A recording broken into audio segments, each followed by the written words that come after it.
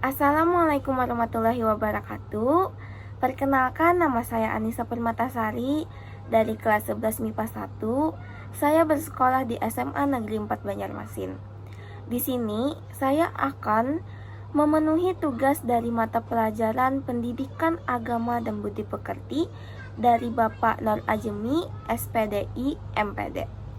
Membawakan dakwah tentang berbakti kepada orang tua atau birrul walidain. Assalamualaikum warahmatullahi wabarakatuh. Puji dan syukur kita panjatkan kepada Allah Subhanahu wa taala yang telah memberikan nikmat, berkah dan hidayahnya kepada kita semua. Karena dengan nikmat dan kesempatan dari Allah pula, kita dapat melaksanakan salah satu aktivitas yang merupakan kewajiban kita sebagai umat Islam, yakni menuntut ilmu. Salawat dan salam semoga tetap tercurah kepada junjungan kita Nabi Muhammad SAW yang diutus oleh Allah Subhanahu wa taala ke muka bumi ini sebagai rahmatan lil alamin, yang memperjuangkan Islam hingga sampai kepada kita sebagai rahmat tak terhingga dari Allah Subhanahu wa taala. Bapak guru yang saya sangat hormati serta sahabat-sahabat yang saya sayangi, Allah berfirman, "Dan hendaklah kamu berbuat baik pada ibu bapakmu dengan sebaik-baiknya.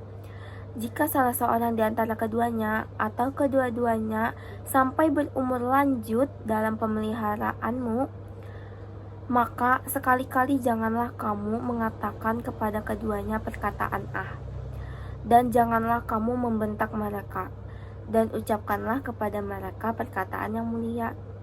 Quran Surah Al-Isra ayat 23. Begitulah Al-Quran menggambarkan tentang bagaimana manusia harus berbuat baik kepada kedua orang tuanya.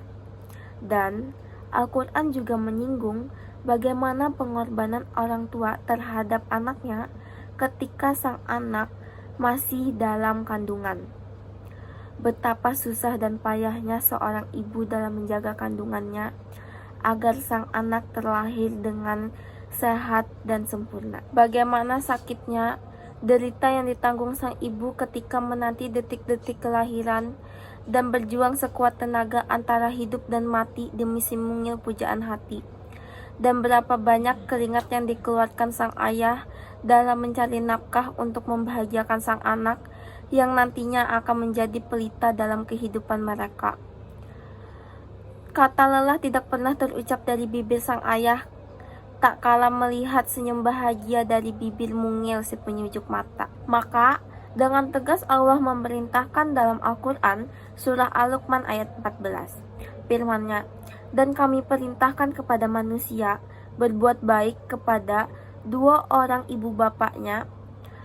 Ibunya telah mengandungnya dalam keadaan lemah yang bertambah-tambah dan menyapihnya dalam 2 tahun.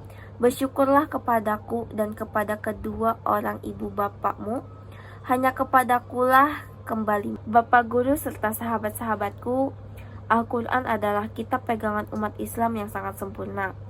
Semua hal-hal yang berhubungan dengan kehidupan ini telah tercantum dalam kitab yang mulia itu, dan tak terkecuali tentang hak anak terhadap orang tua dan hak orang tua terhadap anak. Selama ini, orang tua kebanyakan hanya menuntut haknya saja, yaitu minta dihormati, minta ditaati, minta dikasihi oleh anak-anaknya. Para orang tua kelihatannya terlena dalam memahami makna birrul walidain. Dengan pemahaman yang sempit, menurut mereka anak wajib tunduk dan taat kepada mereka, dan anak wajib menerimanya. Permasalahan semacam ini kelihatannya sudah menjadi rahasia umum. Sering terjadi beda pendapat antara orang tua dan anak. Dan yang sering menjadi korban power birrul walidain adalah sang anak. Doktrin orang tua terhadap anaknya, bahwa anaknya wajib taat terhadap mereka berdua. Anak tidak diperbolehkan untuk protes apapun yang akan dibebankan kepadanya. Kalau anak berani protes, maka power birrul walidain berkata, "Kamu akan menjadi anak yang kualat, berani membantah orang tua." Apakah benar yang dimaksud Al-Quran semacam itu? Tidak ada diskusi dan musyawarah dengan anak dalam mengambil keputusan, yang akhirnya keputusan itu membuat anak terbebani dan kecewa, yang pada akhirnya kekecewaan tersebut penyebab anak berani dengan orang tuanya baik dengan tingkah laku atau perkataan. Menurut Syekh Mahmud Mahdi Al-Istanbuli dalam bukunya Mendidik Anak Nakal, katanya, lemah lembutlah terhadap anakmu dan bantulah dia untuk menaatimu, mengoreksi kekurangannya, dan memperbaiki kesalahannya. Janganlah engkau bersikap keras dan kasar terhadapnya. Dalam suatu hadis, Rasulullah SAW pernah bersabda, Allah mengasihi orang tua yang membantu anaknya dalam berbakti kepadanya. Seharusnya orang tua bersikap lemah lembut dalam bertutur dan bertindak, lebih memikirkan perasaan anak ketimbang perasaan mereka sendiri. Dan mereka seharusnya lebih bijak dalam mengambil keputusan, yang nantinya keputusan itu akan dibebankan kepada anak. Namun, kebiasaan orang tua selalu otoriter terhadap anak, apalagi dalam masalah pendidikan dan perjodohan. Seolah-olah orang tua lebih mengetahui nasib anaknya ketimbang anaknya sendiri. Padahal, anaklah yang menjalani hidupnya. Sehingga, sering terjadi kehancuran masa depan anak akibat keputusan orang tua yang keliru. Saya cukupkan sampai di sini. Semoga ini menjadi manfaat khususnya untuk saya pribadi dan untuk kita semua.